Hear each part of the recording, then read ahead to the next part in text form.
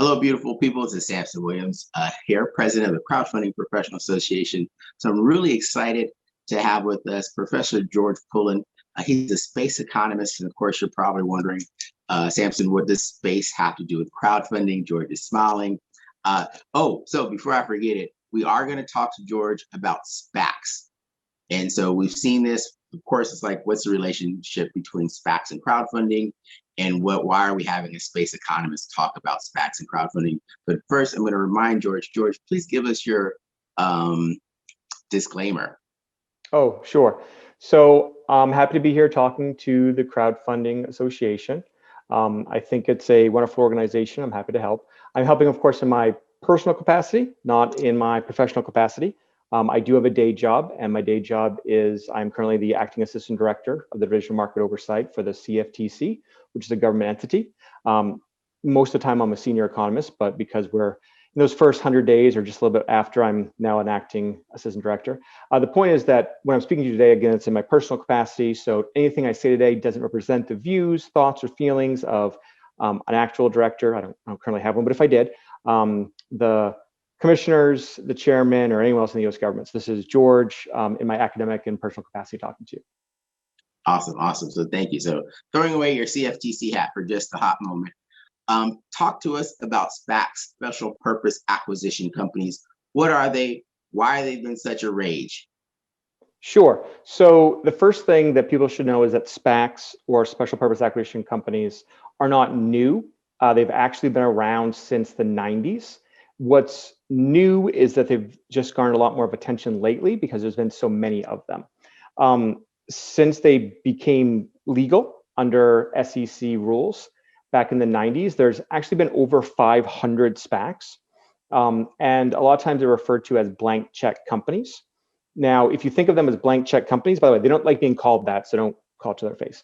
But if you think of them as blank check companies, they don't have operating, they don't have operations, right? Their only purpose is to raise money and then to acquire another company which has operations, goods, products, services, all those things we like. And this is an alternative for companies to a traditional IPO. Mm-hmm. And so because we're the Crowdfunding Professional Association and these SPACs are alternatives to IPO, how is this going to impact the crowdfunding realm? And can retail investors invest in SPACs? Two good questions. The first is, I'll go with the second one first. The first is that retail investors can invest in SPACs. So a SPAC goes through its own IPO.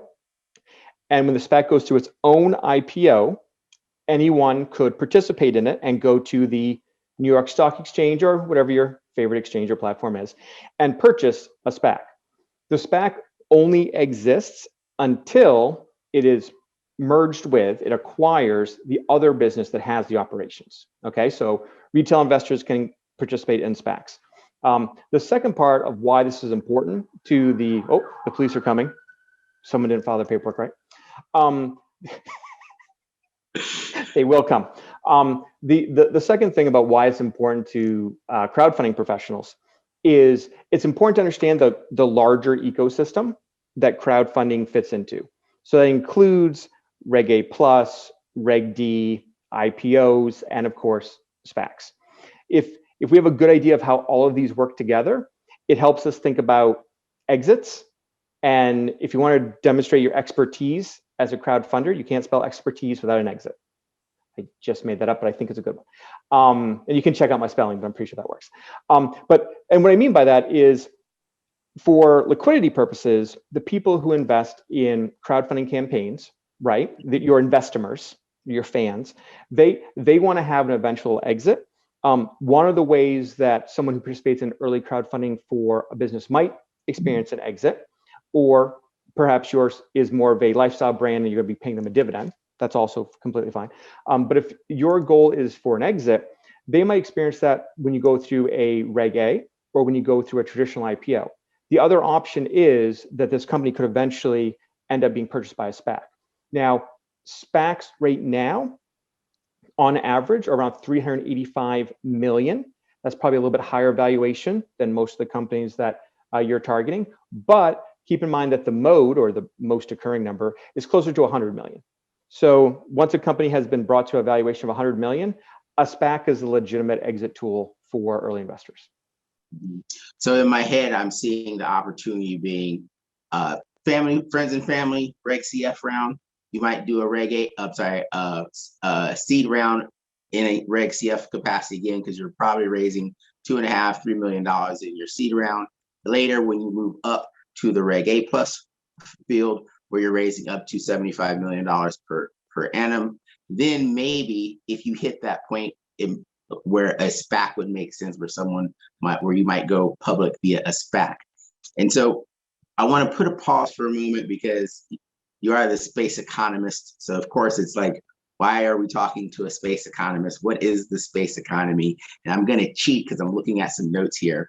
Momentus, AST, Astra, Black Sky, Spire, and Rocket Labs. Those are all SPACs specific to the space businesses and space industries. Can you give us a little bit of understanding of what is the space economy, what's the space industry, and why are there so many SPACs in space?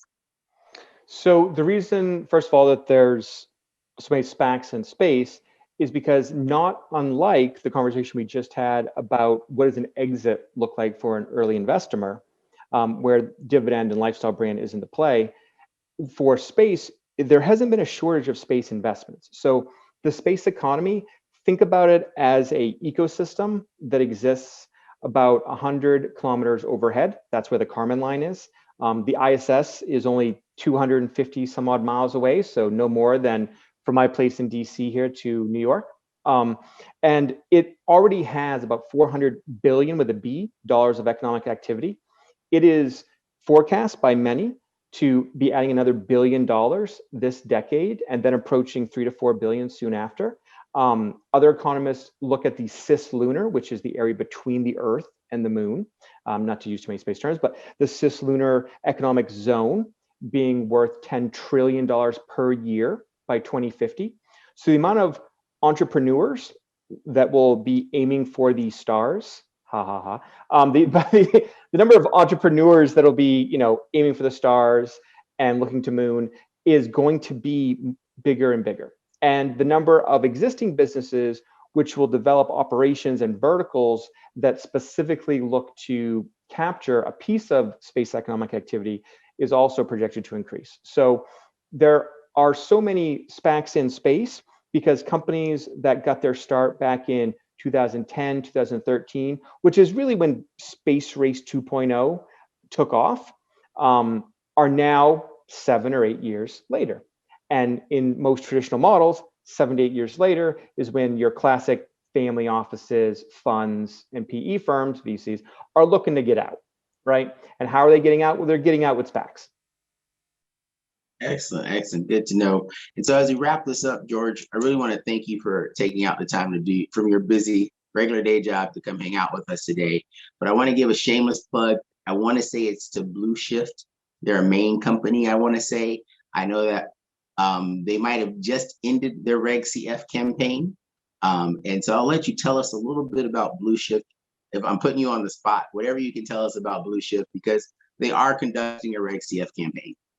Sure. So Blue Shift is a great example of a space company that's currently doing a RegCF campaign. Solstar and Space Fab also did regulatory crowdfunding campaigns. I'm sure there's others, so I'm not trying to pick favorites here. Blue Shift is based in Maine, my home state. Their regulatory crowdfunding campaign is aimed at helping them get to their next stage rocketry. So they've already had 2 test rockets that have successfully flown and delivered payloads, which are micro and nanosats, which are the smaller satellites that are about the size of your cell phone, into space. They're now looking to build their next generation of rockets, which will deliver larger payloads to space. They're unique because they use a completely biodegradable fuel source. Most people don't know this, but if you've been following ESG, you probably should, that rockets tend to let off a lot of stuff that we're not a big fan of right now. And so it's probably a good idea that the space industry pays attention to alternative fuels. And so Blue Shift is an alternative fuel play in the space vertical.